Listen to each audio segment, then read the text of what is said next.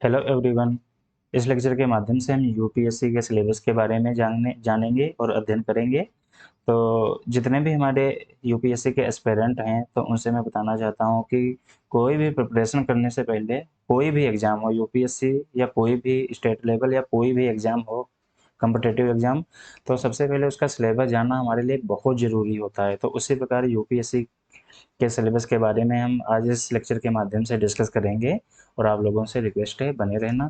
तो सबसे पहले हम जानेंगे कि ये जो हमारा यूपीएससी का जो फ्रेमवर्क है, क्योंकि जो स्टेज होते हैं हमारे एग्जाम की हैं, तो पहली स्टेज हो गई, यहाँ आप देख पा रहे हैं पहली स्टेज है प्रारंभिक परीक्षा की, दूसरी स्टेज है मुख्य परीक्षा, तीसरी है इंटरव्यू की। क्योंकि जो यूपीएससी का ये थोड़ा एग्ज़ाम लेंथी होता है, 1 साल से लेके 1.5 साल इसमें लग जाते हैं इसको क्लियर कट करने में तथा सेलेक्ट करने में। तो सबसे पहले हमारा प्रीलिम एग्ज़ाम होता है जो हर वर्ष में मई मई के लास्ट वीक या जून में कंडक्ट कराया जाता है। उसके बाद में आपका होगा मेन एग्ज़ाम जो सितंबर के लास्ट वीक या अक्टूबर के फर्स्ट वीक में कंडक्ट होता है। उसी प्रकार इंटरव्यू, उसके बाद इंटरव्यू के लिए मार्च या अप्रैल में बुलाते हैं अगले साल के। तो इसमें ओवरऑल प्रोसीजर में 1 या 1.5 साल लग जाते हैं। तो इसके पहले मैं ये आपको बता देना चाहता हूँ, क्योंकि 2000 या 23-24 के हमारे 2023 या 24 के जितने भी एस्पिरेंट हैं तो उनके लिए वीडियो बहुत ज़्यादा यूजफुल तथा महत्वपूर्ण होने वाली है। इस वीडियो के माध्यम से हम टोटल जितने भी हमारे पेपर हैं तथा फ्रेमवर्क है और पैटर्न हमारे पेपर क्या क्या है, कौन सा पेपर कितने नंबर का है तथा कौन से टाइप का है, हर चीज़ इसमें कवर करने वाले हैं। कितना हमें टाइम मिलता है पेपर में, तथा हर पेपर के अंदर जितने भी हमारे या प्रारंभिक परीक्षा को लेके हो गया, मेन परीक्षा को लेके हो गया, दोनों सभी में हमें कौन से पेपर के अंदर कौन से टॉपिक पढ़ना है उसके बारे में डीपली से अध्ययन करेंगे। तो आप लोगों से रिक्वेस्ट है आप हमारे साथ बने रहिए और साथ में स्टडी स्टडी तथा अध्ययन करते रहिए। तो अभी हम अपने लेक्चर को आगे से स्टार्ट करते हैं। सबसे पहले आप ये समझ गए कि फ्रेमवर्क का स्टेज है अब एग्जाम यूपीएससी परीक्षा, इसमें दो परीक्षाएं होती हैं, तीसरा इंटरव्यू होता है। इसके 3 पिलर हो गए, पहला हो गया आपका प्रारंभिक परीक्षा, दूसरा मुख्य परीक्षा, तीसरा हो गया इंटरव्यू। तो सबसे पहले हम देखेंगे जो हमारी प्रारंभिक परीक्षा होती है इसमें 2 पेपर होते हैं। एक तो होता है GS1, दूसरा होता है GS2। तो GS1 को GS बोलते हैं, GS2 को सीसेट बोलते हैं, सिविल सर्विस एप्टीट्यूड टेस्ट। तो जिसमें हमारा दूसरा पेपर ये हो गया GS2। तो ये होता हमारा क्वालिफाइंग नेचर का होता है। इसको केवल आपको कम से कम 33% मार्क लाके 33% आपके अंक आ जाएंगे तो आप पास हो जाएं बस। और जो हमारे प्रीलिम की मेरिट बनती है वो हमारे GS पे, जो हमारा प्रारंभिक परीक्षा होती है उसकी हमारी मेरिट जो हमारा फर्स्ट पेपर GS होता है उस पर बनती है। इसमें आपको अच्छे से प्रिपरेशन करके अच्छे मार्क लाना है जिसके लिए आप मेन एग्ज़ाम दे सको। इसमें पास होके तभी तो मेन एग्जाम में जाओगे। तो हमें GS2 की ज़्यादा टेंशन नहीं लेनी, लेकिन ये भी काफ़ी घुमाऊ पेपर होता है तो इसके बारे में आपको अध्ययन कर लेना है सीसर। लेकिन ये आपको बता देता हूँ केवल ये क्वालिफाइंग नेचर का है, इसको आपको केवल पास ही करना होता है, वो भी 33% मार्क ला के। जो सब इसके एग्जाम जो कंडक्ट हो जाता है तो सबसे पहले आपका जो आपकी कॉपी होती है सीसेट की ही चेक होती है। जो कैंडिडेट जो अभ्यर्थी सीसेट में पास होता है फिर उसकी जीएस की कॉपी चेक करते हैं, क्योंकि जो बंदा इसी में फेल हो गया तो वो फेल हो गया। जिसके 33% से नंबर कम आ गए इसमें तो उसको फेल कर दिया जाता है।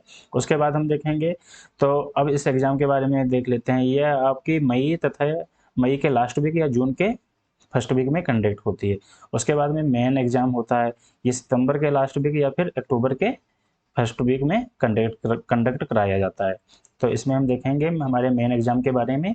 इसमें देखो मेन एग्जाम के भी 3 पिलर होते हैं, कंटिन्यू ही होते हैं। तो देखो सबसे पहले पहला स्टेप होता है, इसमें हमारे 2 पेपर ऐसे होते हैं जो प्रत्येक क्वेश्चन पेपर 300 नंबर का होता है, लेकिन इसके मार्क आपके मेरी लिस्ट में नहीं जुड़ते, ये क्वालिफाइंग इन नेचर होता है। ये दोनों पेपर हमारे क्वालिफाइंग नेचर के होंगे। जो दूसरा स्टेज है उसमें हमारे जीएस के पेपर होंगे, 5 पेपर होंगे जीएस के, जिसमें GS1, GS2, GS3, GS4, ये सब इसी में कंडक्ट कर लेंगे GS5 तक। ये हमारे 5 पेपर जीएस के होते हैं। उसके बाद में जो हमारा तीसरा पिलर है, तीसरी स्टेज है ऑप्शनल, 2 पेपर हमारे ऑप्शनल सब्जेक्ट के होंगे, क्योंकि एक आपको ऑप्शनल सब्जेक्ट वैकल्पिक विषय लेना पड़ेगा, उसमें के आपके 2 पेपर होंगे, दोनों पेपर 250 250 नंबर के होंगे, तो दोनों को मिला के 500 नंबर का ये होगा। ये सबसे ज़्यादा मेरी लिस्ट को आपको इम्पैक्ट करता है। तो आपकी मेरी लिस्ट 1750 नंबर टोटल होते हैं, जीएस के पांचों पेपर और आपके ऑप्शनल के 2 पेपर, इन 7 पेपर को मिला के आपकी मेरी लिस्ट बनेगी। तथा ये जो आपके 300 प्लस 300 नंबर के 600 नंबर का होता है, ये केवल क्वालिफाइंग के होते हैं, ये आपके मेरी लिस्ट में ऐड नहीं होते हैं तथा ये आपके मेरी लिस्ट को इम्पैक्ट नहीं करते हैं। उसके बाद में जब बंदा इसमें पास हो जाता है, फिर उसको इंटरव्यू के या साक्षात्कार के लिए बुलाया जाता है। तो ये आपका 275 नंबर मार्क का होता है, जिस ये आपके परफॉर्मेंस पे है, जितना बेहतर आप करेंगे उतने अच्छे आपको मार्क मिल जाते हैं इसमें।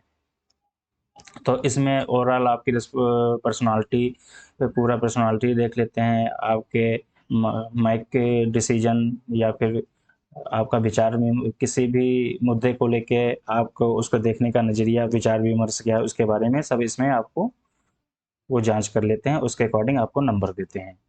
उसके बाद हम यहाँ से अपने पैटर्न के बारे में देखते हैं कि जैसा मैंने पहले आपको बताया, ये हमारा ये जैसे मैंने बताया था पहले प्रारंभिक परीक्षा, फिर मुख्य परीक्षा, फिर इंटरव्यू होता है। तो प्रारंभिक परीक्षा में 2 हमारे पेपर होते हैं, एक जीएस का, दूसरा होता है सीसेट का। तो हम देख लेंगे प्रारंभिक परीक्षा के 2 पेपर, ये दोनों पेपर आपके सामने हैं। इसमें पहले होगा, इसका पैटर्न देखेंगे। पहले हमारा जीएस 1 या इसको जीएस बोलते हैं, दूसरा होता है जीएस 2 सामान्य ज्ञान, या इसको सीसेट बोलते हैं, सिविल सर्विसेज एप्टीट्यूड टेस्ट। तो हम जीएस 1 पहले पेपर के बारे में देखेंगे प्रारंभिक परीक्षा के। इसमें 100 क्वेश्चन आते हैं और 200 नंबर का होता है, और समय अवधि 2 घंटे की रहेगी। नेगेटिव मार्किंग होती है, 1/3 की नेगेटिव मार्किंग रहेगी। यदि आपने 3 क्वेश्चन गलत कर दिए तो आपका एक सही आंसर भी, सही वाला भी माइनस हो जाएगा।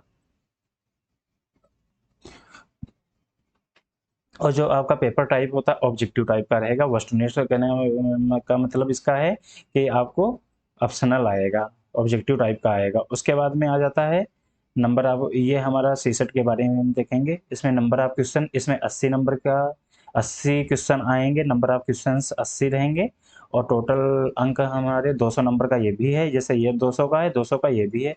टाइम समय अवधि 2 घंटे की रहेगी। नेगेटिव मार्किंग होती है 1/3, सेम जैसे इसमें है वैसे में 1/3 की। और पेपर टाइप और ऑब्जेक्टिव टाइप का ये भी होगा, इसमें आपको लिखना नहीं पड़ेगा, बस ठीक OMR सीट टाइप मिलेगी, वो आपको फिलअप करना है। उसके बाद में और ये होगा, ये भी, हाँ, ये जैसे आपको बताया था, ये आपका जो पेपर होता है ये क्वालिफाइंग नेचर का होता है, क्वालिफाइंग इन नेचर में रहेगा।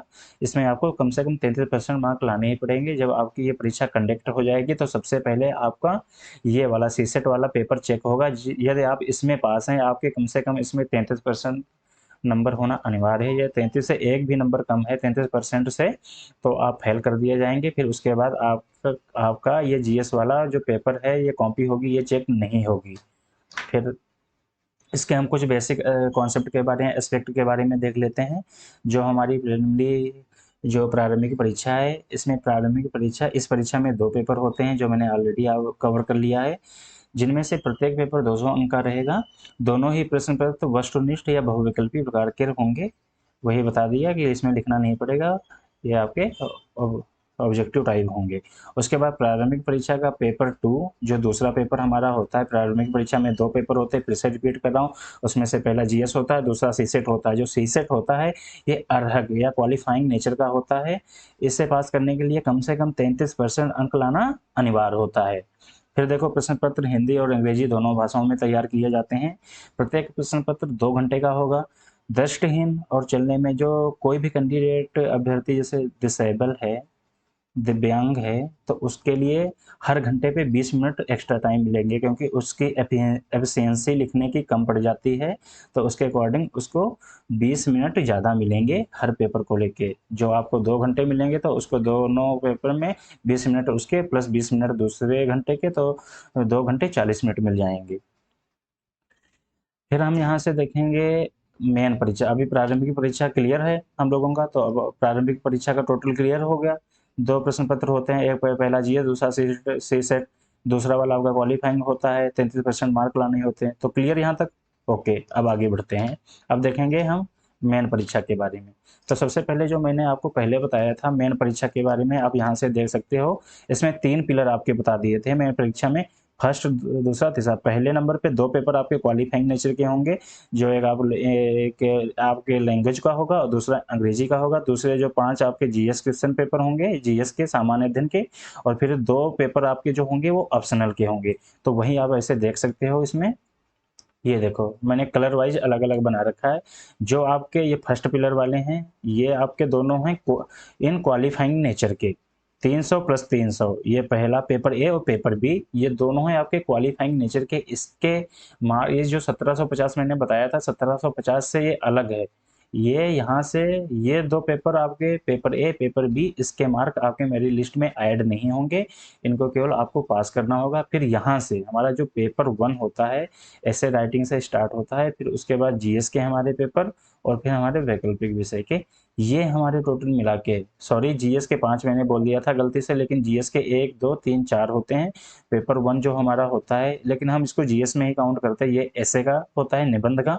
तो पेपर ए से मिला के पेपर यहाँ वैकल्पिक विषय तक ये टोटल 1750 नंबर मार्क बन जाएंगे।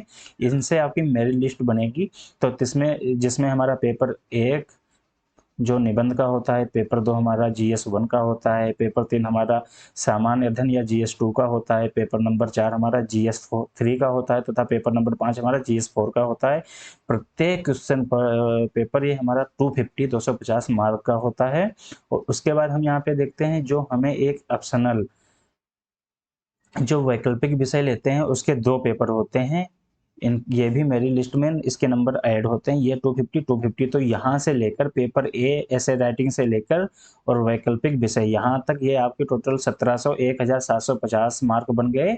इन्हीं से आपकी मेरी लिस्ट बनेगी। तथा ऊपर के जो पेपर ए, एक हो गया आपकी अनिवार्य भारतीय भाषा का लैंग्वेज, जिसको हम लैंग्वेज बोलते हैं, दूसरा पेपर भी हमारा इंग्लिश या अंग्रेजी का हो गया। तो ये दोनों के मार्क ये क्वालिफाइंग नेचर के होते हैं, इन दोनों के मार्क आपके मेरी लिस्ट में इम्पैक्ट नहीं करते तथा मेरी लिस्ट में नहीं जोड़े जाएंगे। अब उसके बाद हम देखते हैं प्रारंभिक परीक्षा का जो हमारा पेपर ए था, उसके अंदर कौन से टॉपिक कवर होते हैं, उसका पैटर्न देखेंगे। यहाँ से देखो, पेपर नंबर 1 जो हमारा जीएस 1 का रहेगा, समय अवधि 2 घंटे रहेगी, समय अवधि 2 घंटे तथा 200 नंबर का होगा ये। इसमें आपको 2 घंटे मिलेंगे इसको करने के लिए। सॉरी सॉरी, ये तो हम लोग, हाँ सॉरी, 1 मिनट, मैं वही आपको बताना चाह रहा हूँ कि पहले हम लोगों ने यहाँ से प्रारंभिक परीक्षा का पैटर्न देख लिया, जो हमारे 2 पेपर थे। उसके बाद मेन परीक्षा का ये पैटर्न देख लिया, इतने पेपर आएंगे। तो अब हम यहाँ से पैटर्न देखेंगे, टॉपिक कवर कौन से पेपर प्रश्न पत्र के अंदर कितने टॉपिक कवर होते हैं, वो स्टडी करेंगे, अध्ययन करेंगे। तो वही मैं आपको बताने जा रहा हूँ कि जो हमारा ये प्रारंभिक परीक्षा, अभी प्रीलिम की बात कर रहे हैं, प्रारंभिक परीक्षा की बात कर रहे हैं, जिसमें हमारे 2 पेपर होते हैं। तो पहला हमारा जो जीएस का होता है या जीएस 1 इसको बोलते हैं, इसके अंदर हमारे कौन से टॉपिक कवर होते हैं, ये आपको इस इस स्लाइड के माध्यम से समझाता हूँ। तो सबसे पहले हमारे देखो, राष्ट्रीय और अंतर्राष्ट्रीय महत्व की वर्तमान तथा समसामयिक घटनाएं, वही काम कहना, ये हमारा टॉपिक सबसे ज़्यादा कवर होगा हमारे। जैसे कोई पर्टिकुलर न्यूज़पेपर या कोई जो मंथली हमारी आती हैं, बुकलेट आती हैं, हमारी जो करंट अफेयर्स होते हैं, उनको हमें ज़्यादा ध्यान देना पड़ेगा इस टॉपिक के लिए। उसके बाद आता है भारत का इतिहास और भारतीय राष्ट्रीय आंदोलन, ये तो आप जानते ही हैं। उसके बाद में भारत एवं विश्व भूगोल, भारत एवं विश्व का प्राकृतिक, सामाजिक और आर्थिक भूगोल। उसके बाद में भारतीय राजतंत्र और शासन संविधान, राजनीतिक व्यवस्था, राजनीतिक प्रणाली, पंचायती राज, सार्वजनिक नीति, लोक नीति, अधिकार संबंधी मुद्दे एक्सेट्रा आदि।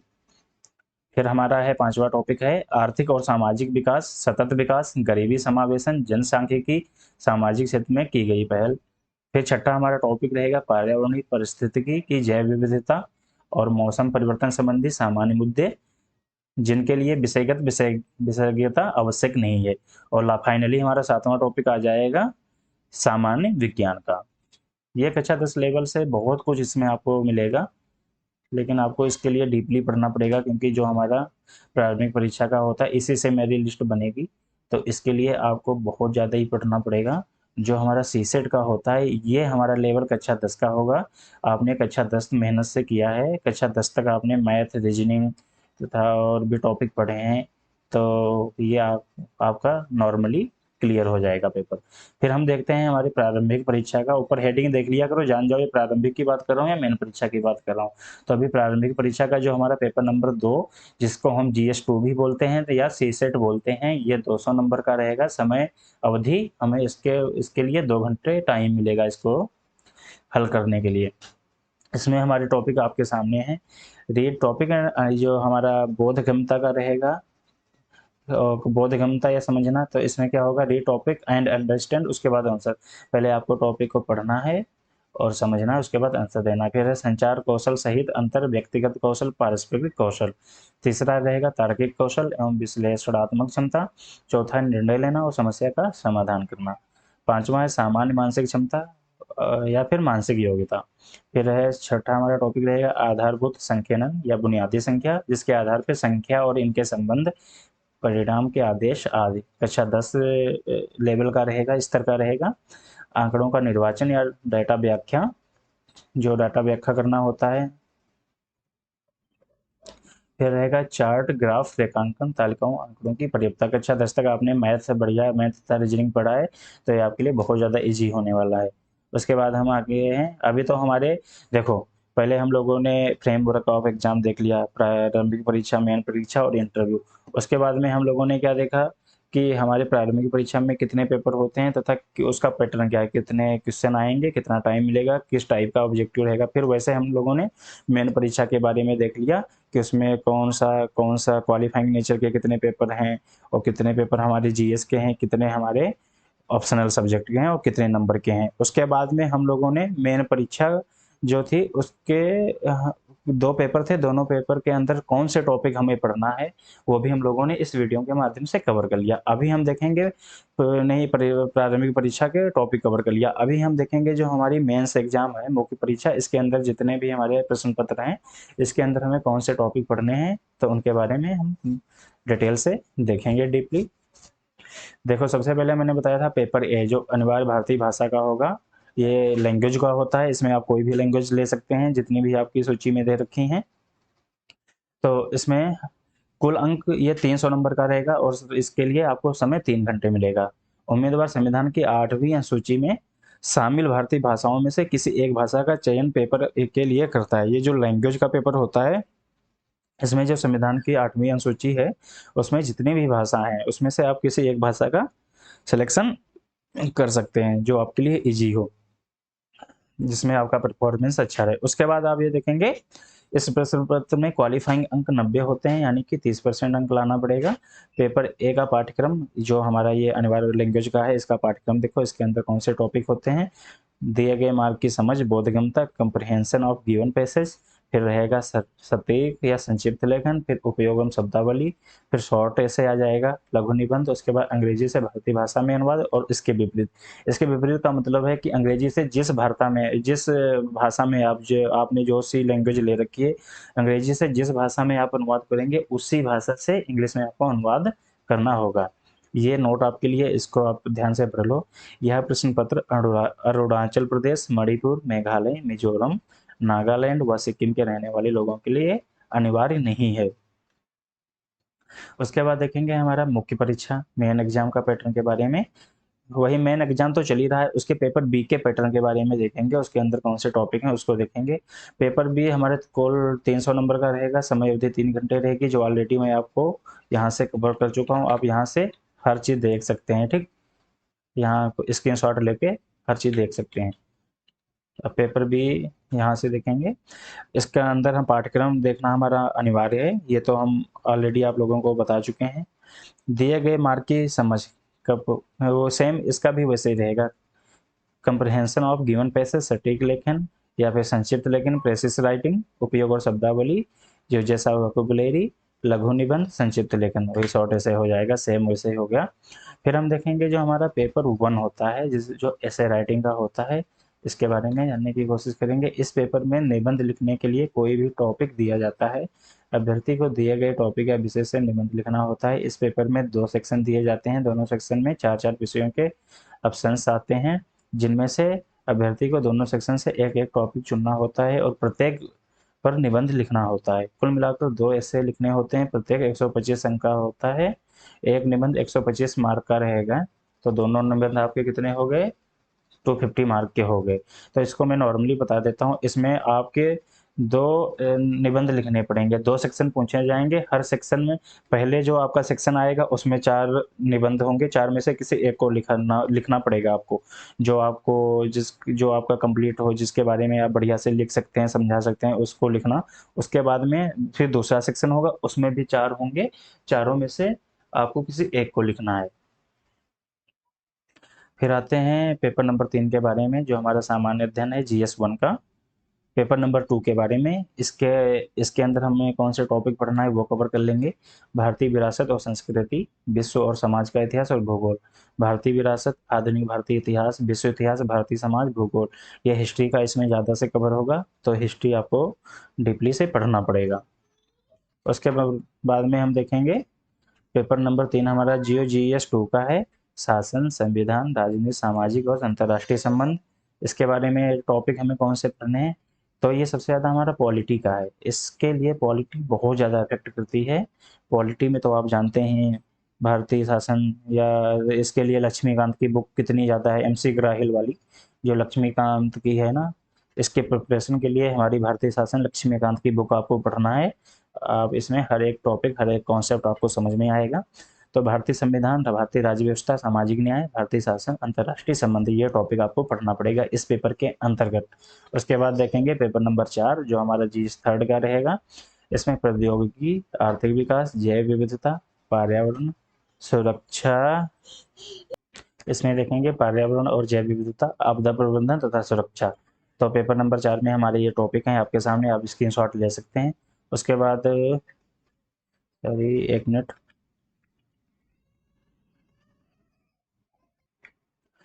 अभी उसके बाद देखेंगे हमारा जो पेपर नंबर 5 होता है, ये रहेगा हमारा GS4 का। अभी देखेंगे हमारे मेन एग्जाम का पेपर नंबर 5, जिसमें टॉपिक है सामान्य, जिसको हम बोलते हैं GS4, नैतिकता, अखंडता और योग्यता। तो इसके अंदर हमें कौन सा टॉपिक पढ़ना है, नैतिकता और मानव इंटरफेस, मनोवृत्ति, योग्यता, भावात्मक बुद्धि, सार्वजनिक सिविल सेवा, मूल्य और लोक प्रशासन में नैतिकता। उसके बाद में शासन में संभावना।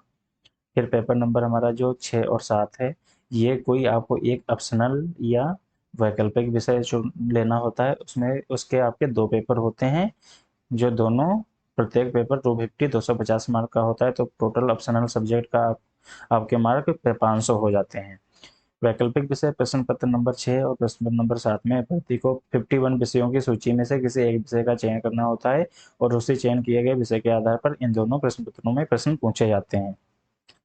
तो मैं बताना चाहता हूँ ऑप्शनल सब्जेक्ट में इसका जो आपका लेवल रहेगा ग्रेजुएशन या उसके ऊपर का रहेगा, तो इसके लिए आपको बहुत ज़्यादा प्रिपरेशन करना पड़ता है, और हर एक टॉपिक को ब्रीफली से समझना पड़ता है, क्योंकि मेरी लिस्ट आपकी सबसे ज़्यादा इम्पेक्ट होती है आपके ऑप्शनल सब्जेक्ट से।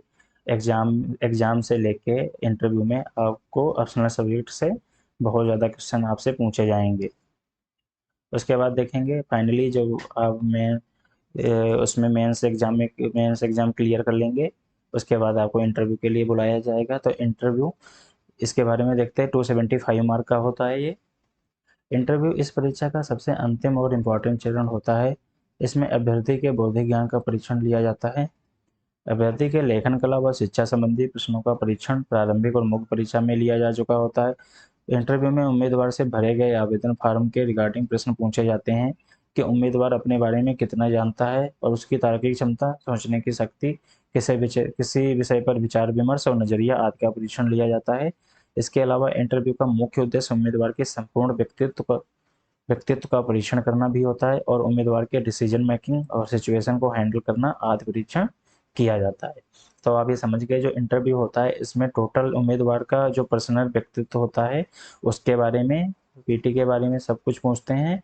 उसके बाद में जब बंदे की ये देखते हैं कि वो अपने बारे में कितना जानता है, कितना लॉयल है, तथा वो किसी टॉपिक को लेके, किसी चीज़ को लेके वो क्या विचार विमर्श करता है, पॉजिटिव सेंस से या नेगेटिव सेंस में डिसीजन मेकिंग देते हैं, तथा किसी बात को लेके उसके बारे में उसके सोचने तथा देखने की नज़रिया, हर चीज़ इस हर तथा सिचुएशन को हैंडल कैसे करता है, सब कुछ ब्रीफली से इसमें चेक किया जाता है उसके पर्सनल व्यक्तित्व के बारे में। तो कुछ सजेशन मैं आपको बताना चाहूँगा कि यूपीएससी प्रिपरेशन करने से पहले सबसे पहले आपको क्या देखना है, यदि आपके पास टाइम इनफ है तो उसके लिए आप एनसीईआरटी ज़रूर पढ़ें। तो इसके लिए मैं आपके लिए जो हमारे प्रिपरेशन के लिए एक सब अलग से सेपरेट वीडियो बना दूंगा। यदि इसके बाद में हमें कभी टाइम लगेगा तो वो जल्दी से जल्दी अपलोड करूँगा, तो उसको आप देख सकते हैं कि आपको कौन सा जो हमारे बुक लिस्ट तथा रिसोर्सेस हैं आपको कौन से पढ़ने हैं, तथा आप आपकी प्लानिंग कैसे होना चाहिए, आपके पास टाइम कम है तो कैसे पढ़ना चाहिए, यदि टाइम इनफ है, पर्याप्त है, 1 साल है, 1.5 साल है, 2 साल है या 6 महीने हैं, तो सबके बेस पे मैं एक अलग से वीडियो बनाने वाला हूँ। तो जल्दी से अपलोड करूँगा जहाँ आपको नोटिफिकेशन मिल जाएगी। तो अभी उम्मीद है आप लोगों ने इस वीडियो को समझा तथा अभी आपके डाउट क्लियर हो गए होंगे। और फिर भी यदि आपको कोई प्रॉब्लम होती, कोई क्वेरी या कोई क्वेश्चन आपके दिमाग में हो तो कमेंट सेक्शन में लिख के ज़रूर बताएं, और साथ में ये भी बताएं कि आपको ये वीडियो कैसा लगा। Okay, thank you. जय हिंद। तो अभी अपने लेक्चर को यहीं पे समाप्त कर रहा हूँ। जय हिंद।